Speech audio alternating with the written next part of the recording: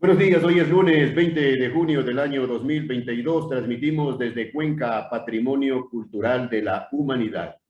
A esta hora estamos saludando y dando la más cordial bienvenida a la escritora cuencana Natalia García Freire. Natalia, buenos días, gracias por Buenos días, aceptar la Jaime. Muchas entrevista. gracias por la Después de invitación. varios intentos, hemos conseguido por fin conectarnos para hablar sobre el tema literario, sus obras literarias. Ya es conocido su primer libro, con tanto éxito en el 2019, Piel Muerta. Entiendo que van por la quinta edición, Natalia. Sí. Por, Un por éxito, un suerte. éxito completo, sobre todo en el exterior, porque aquí nadie es profeta en su tierra. Sí, la verdad, tengo que decir, yo he tenido mucho apoyo de gente que se dedica a la labor cultural de forma independiente. Por ejemplo, la primera persona que trajo los libros, que también tiene una editorial que se llama Cadáver Exquisito, que ojalá algún día podamos hacer la publicación aquí con ella, es Paulina Briones, que trabaja en Guayaquil y que tiene La Casa Morada, que es una librería independiente y también gestora cultural independiente.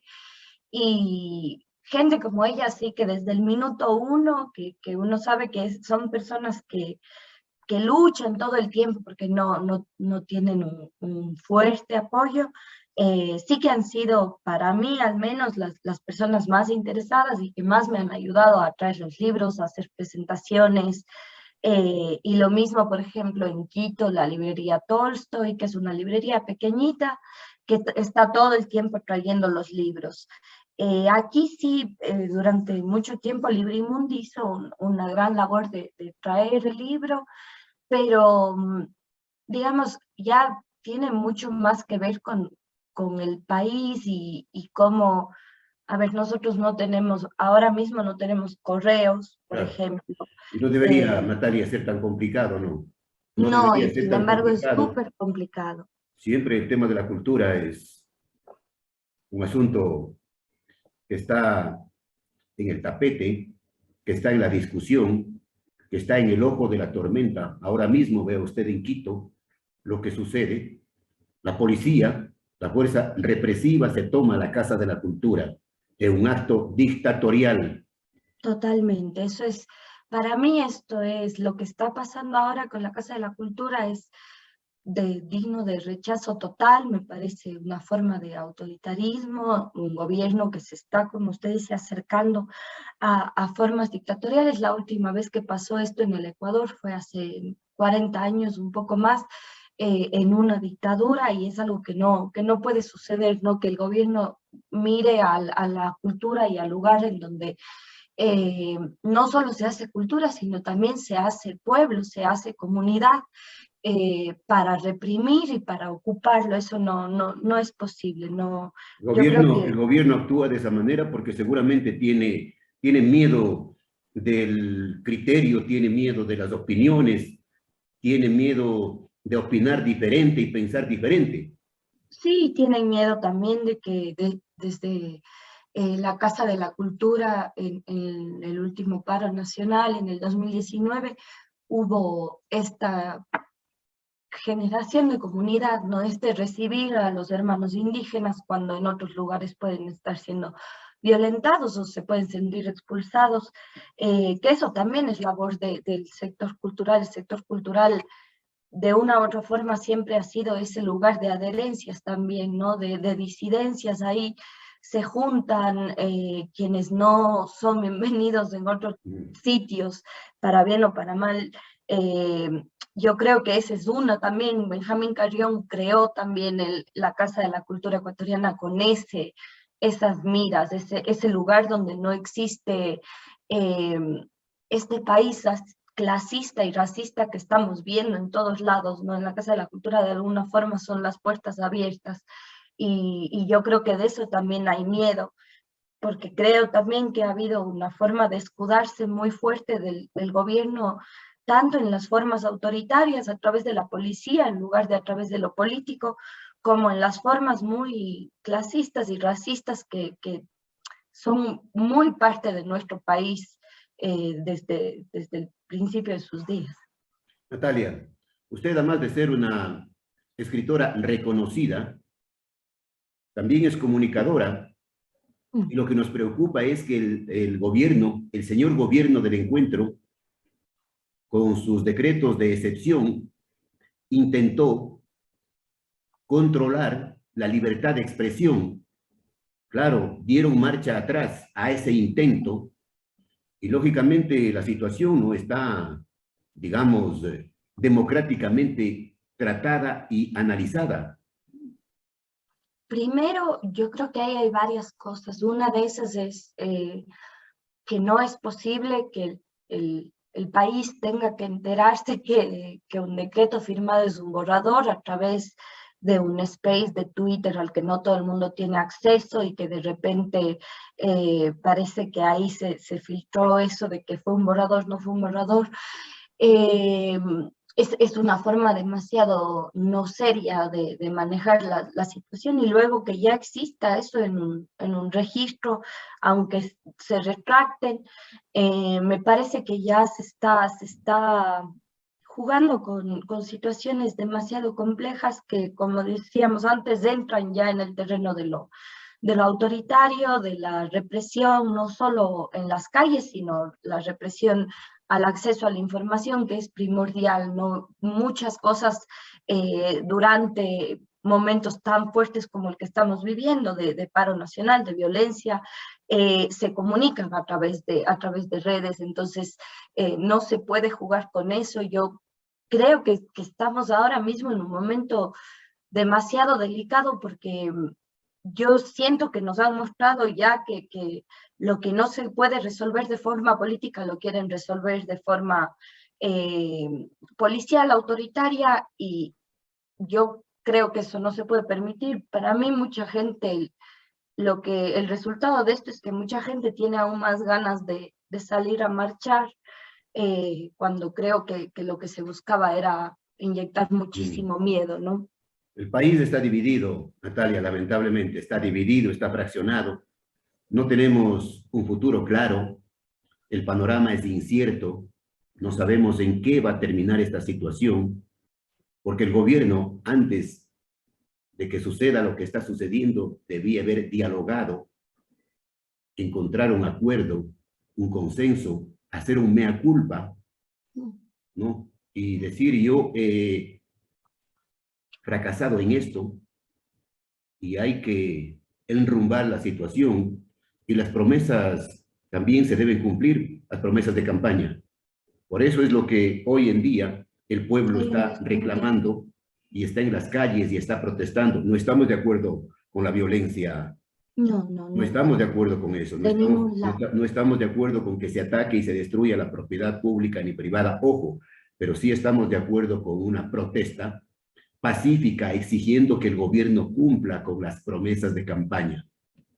Sí, yo he estado en las marchas en el Parque Calderón 3 días, estuve el lunes, el miércoles y el jueves, y realmente como, como mujer, como persona, que no me he ido con un grupo, me he ido a veces sola, hay seguridad. Por ejemplo, en las marchas que han habido aquí en Cuenca, uno se siente segura, acompañada, ha sido legítima, pacífica, con música, con cantos.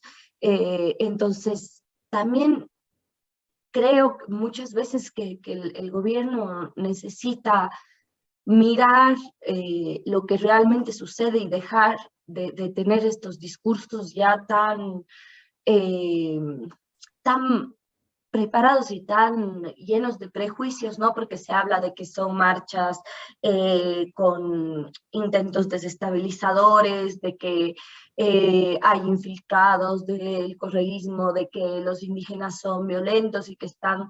Yo creo que hay demasiados prejuicios y que al gobierno mismo le falta calle, ¿no? Al gobierno, a la gente del gobierno le falta salir y ver ese descontento. Hasta que no sepan que eso es legítimo y que eso es real, que el pueblo no, la gente tiene hambre, la gente le está pasando muy difícil, es muy complicado que cambien su discurso. Yo he entrado a escuchar muchas veces space o programas en los que hablan gente del gobierno, gente muy afín al gobierno. Me preocupa que tengan demasiados prejuicios y que todavía mantengan esta idea de que esto no es un descontento popular, sino que es un intento desestabilizador. O sea, mientras no cambien ellos su perspectiva, tampoco va a haber una oportunidad de cambio. Claro, en las manifestaciones, lógicamente, el pueblo se expresa de diferentes maneras, ¿no?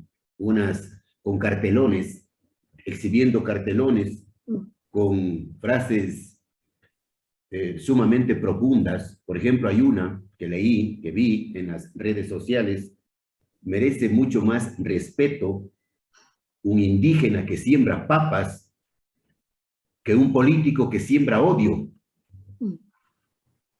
Sí, totalmente. Y también si uno ve en las marchas eh, estas reflexiones tan profundas que no son solo dirigidas hacia este gobierno ahora mismo, sino una reflexión de varios gobiernos que hemos tenido, porque el tema de un Ecuador con odio, con una división muy fuerte.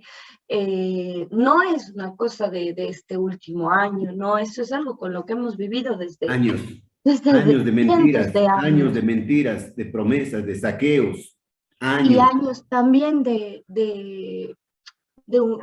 gobiernos que se han dedicado pues a ciertas élites muchas veces, ¿no? Y de una división que está ahí desde hace mucho tiempo. O sea, hace falta realmente alguien que quiera conciliar eso y no seguirlo usando para su propio proyecto político, Claro, no hace claro, falta un proyecto de país. porque las mafias políticas, como dicen los entendidos, los estudiosos, lógicamente están pescando a río revuelto para sacar su mejor tajada, ¿no?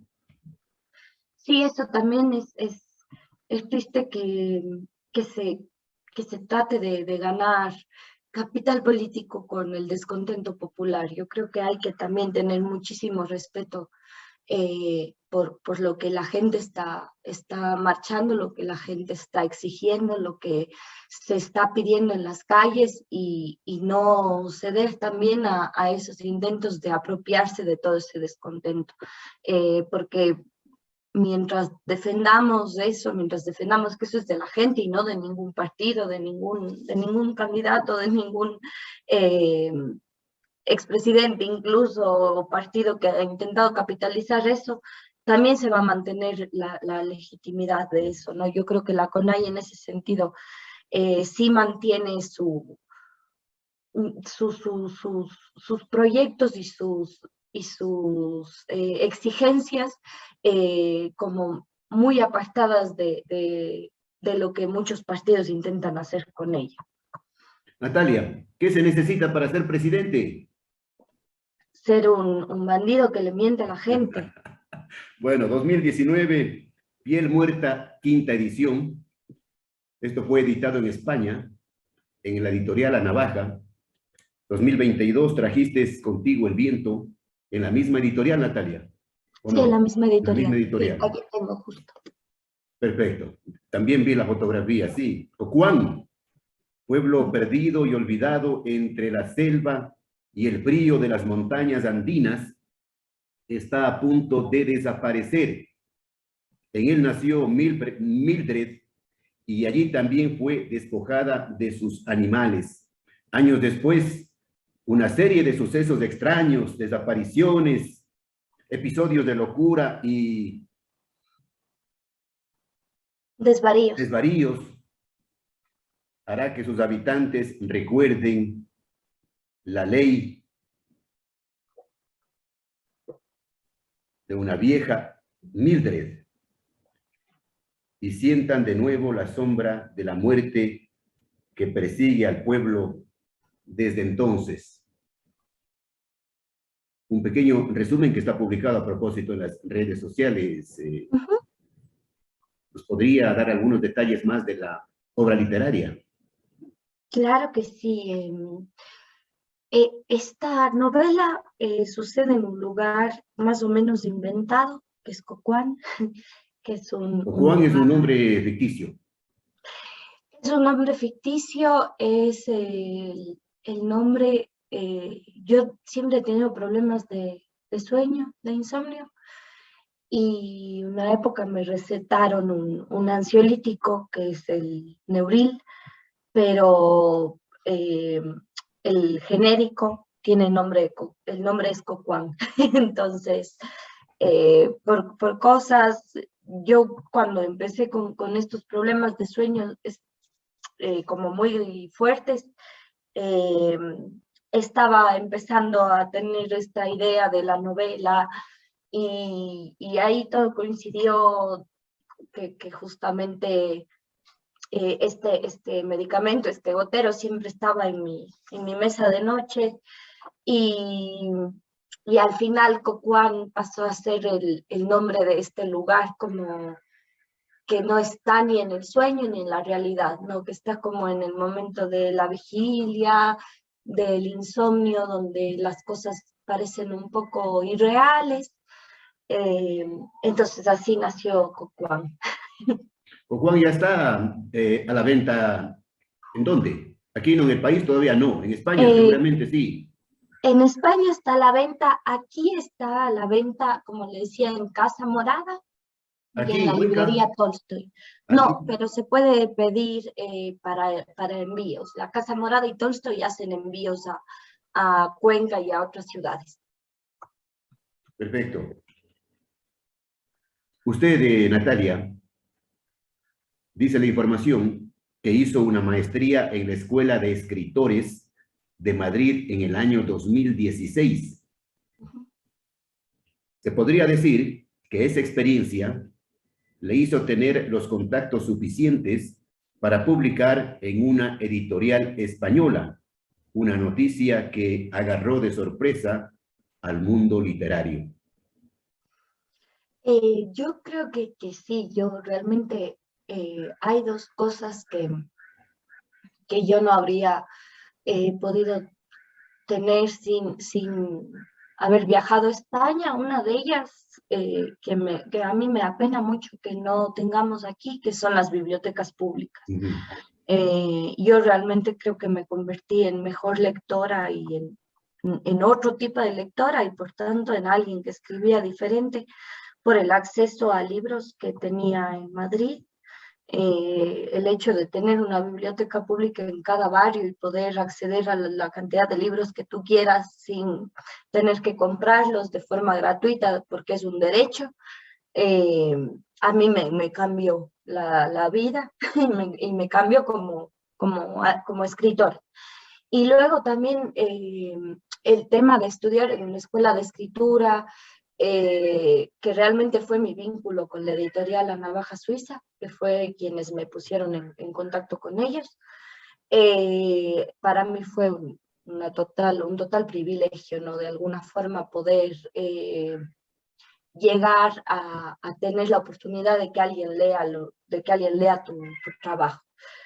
Que eso no es fácil, ni siquiera allá, ni aquí, ni en ningún lado. Entonces creo que los talleres, las escuelas de escritura sí se convierten en lugares en donde ahí se conectan, ¿no? Se conectan no solo ya con editoriales, sino gente que está escribiendo, gente que está creando, es el lugar donde se forman redes. Creo que esa es una de las cosas más importantes cuando uno está en la literatura, en la cultura, porque sin redes no haces nada.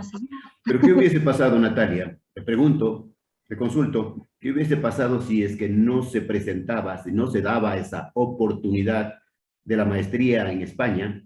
Le pregunto, los libros Piel muerta y Trajiste contigo el viento, ¿estarían publicados?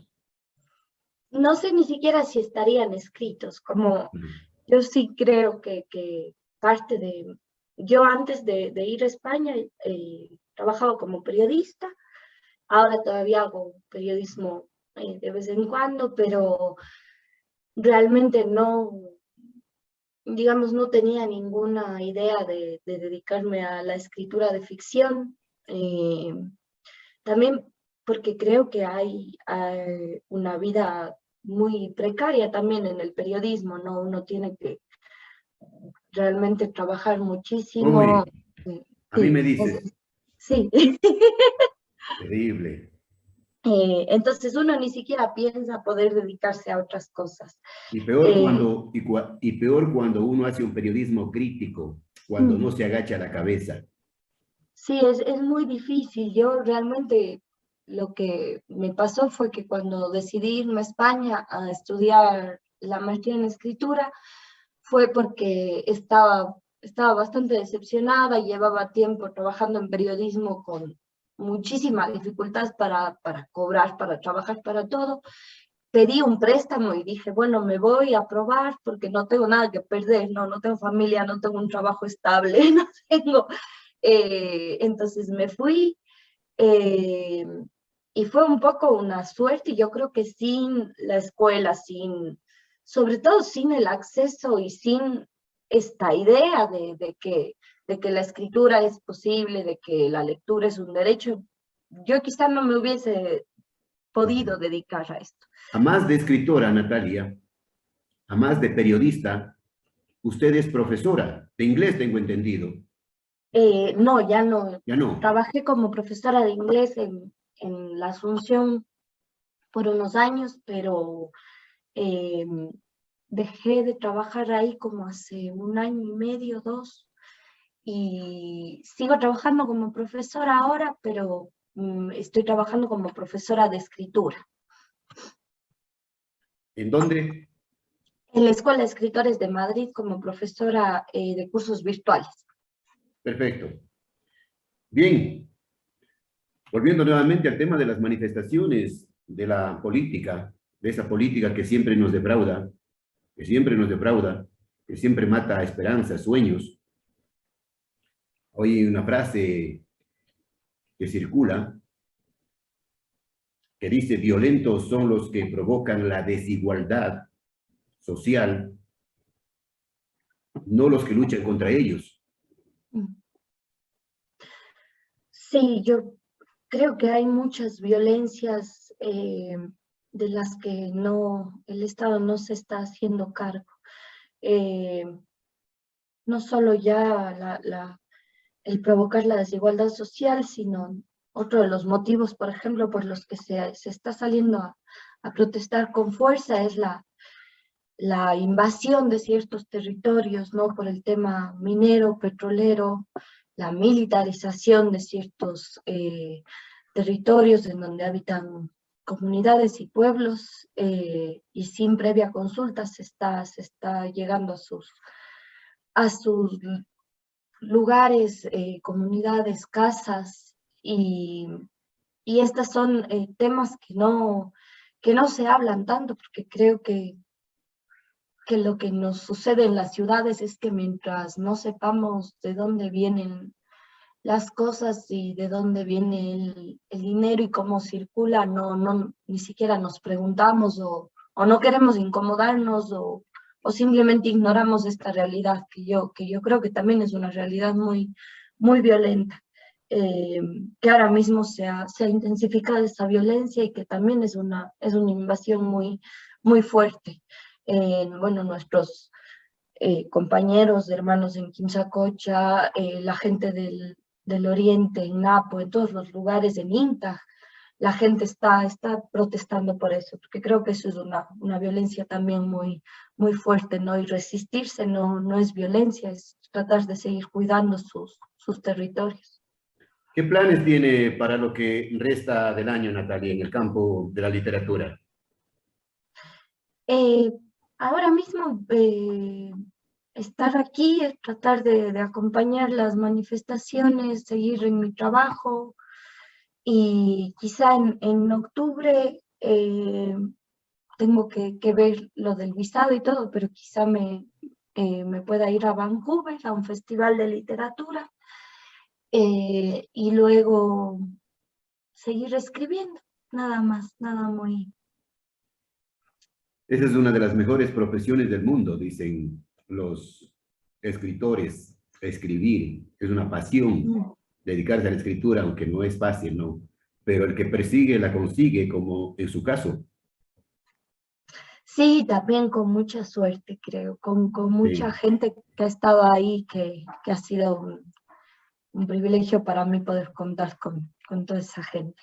Trajiste contigo el viento, explora la normalización de la violencia sobre el cuerpo de las mujeres y el control a la vida de animales y plantas.